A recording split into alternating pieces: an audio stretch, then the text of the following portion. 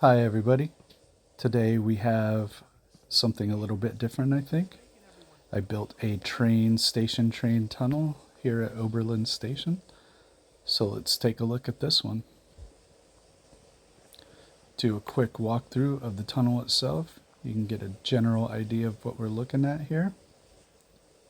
And then we'll turn around and look at some of these stores. I did a couple of whimsical ones for this build. And here's from the other direction.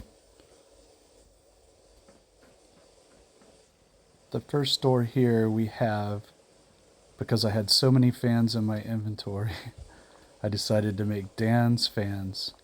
And we even have some vintage, very nice unused fans. See if you can spot the ones that are not turning. And over here we have supplies for you to take care of your own fans, because Dan is an expert.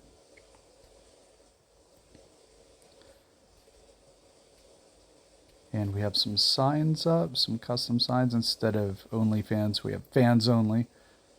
And you can ask Dan about the repairs. He's happy to help. And we go over here to the restaurant, and it's called Las Ardillas Hermanas. If you know or can identify the pop culture reference, let me know in the comments. Over here, they won't let me up. We have some custom signs. Ardillas, of course, is squirrel in Spanish. Have you eaten your squirrel today? We have squirrel on the menu. We have squirrel donuts. Doesn't that just sound delicious? We have the squirrel buffet, different kinds of squirrel, anything that you could wish for.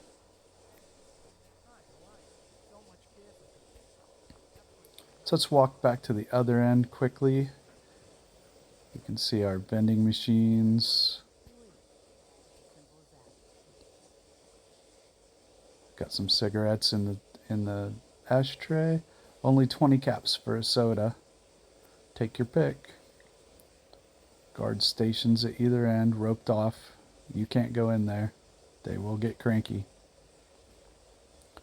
I put a little neon circle, or the letter O, on the token machine. And I put a couple tokens in there. It's all about the verisimilitude. Here's a lounge, in case you need to wait longer for the train that's never going to come. I like to try to put these gun racks a little closer together. You can stack them, and it does look better. Over here, just some more guard hangout areas.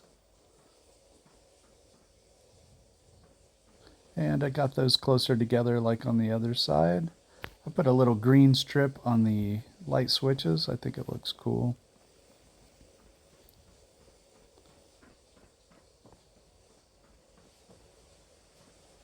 Let's go in. Oh, there's some more luggage area. So I used the little tripwires to make lights that flashed on and off. It's hard to see at night. You can actually see them better in the day, but as you go through, they blink very quickly. We'll see it on the way back in, right? As you get your ticket and walk through the aisle, the green light comes on. There it was in the corner. So if you want to rent a cabin, you got to go up here, talk to the manager. He's got his desk and his surveillance, and his bed.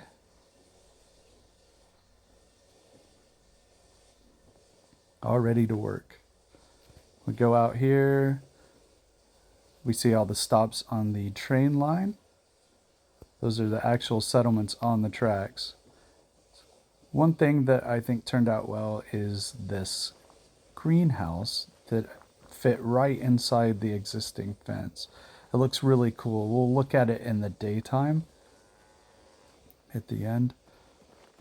I wanted to get the nighttime build first to see the effects of the tunnel. I used the barbed wire from the Settlement Creation Club pack, and it keeps the cows in, although you yourself, there's no barrier to the player. Over here we just have a setup to work on things. And some gardening materials. And one thing I did with the work lights is I sunk them into the ground and make it look like lights were sitting on the ground. I think it worked well and I like the effect. So here's the doctor. And I used the barbed wire again to create a barrier so they can't get in here, although of course we just walked around the back. And go look from the other side. This was supposed to be kind of a junkier settlement, more of a Wild West feel or something. Firefly. So, one of the crappy Firefly settlements, right? We'll walk around here.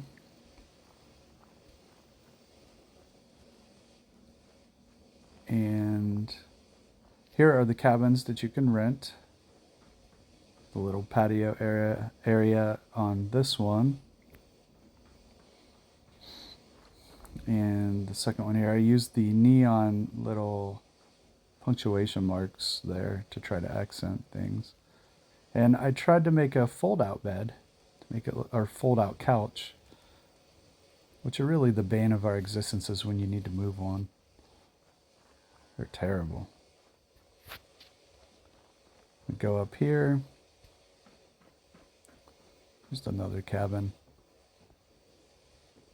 They have to share. I don't usually do bunk houses.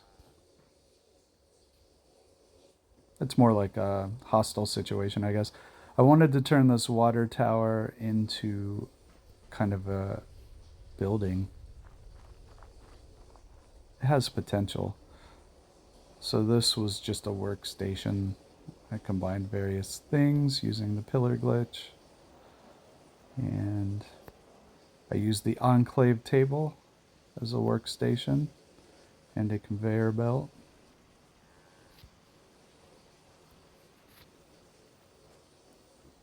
All right.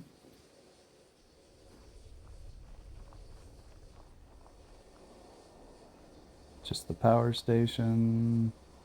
There's a green strip that I mentioned earlier on the switch, which I think looks cool. All right. This is the junk fence, and it took a lot of work. I wanted to leave gaps in it so the settlers could see out, and I put barbed wire or fencing over top the gaps. We'll take a look at a little bit of it in the daytime, because of course we're getting a rad storm, and I don't have fireworks set up. I just forgot. All right, we're gonna time lapse to daytime, but yeah, you can see through the fence. I think it's a cool effect. It took a while to make this fence. It probably took longer to make this fence than everything else in the settlement. And we got some wooden supports to hold it up. It's held up on the other side as well. All right, we're gonna sit down here and let's time lapse the morning and get a brief view of some things without the rad storm and with some sunlight. Here we go. If you've stuck with me this far, you might as well finish it out.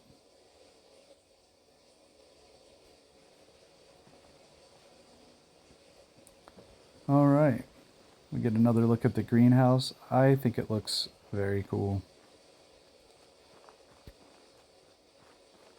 We'll walk around here, kind of get a better sense of the junk fence. Just trying to keep it random.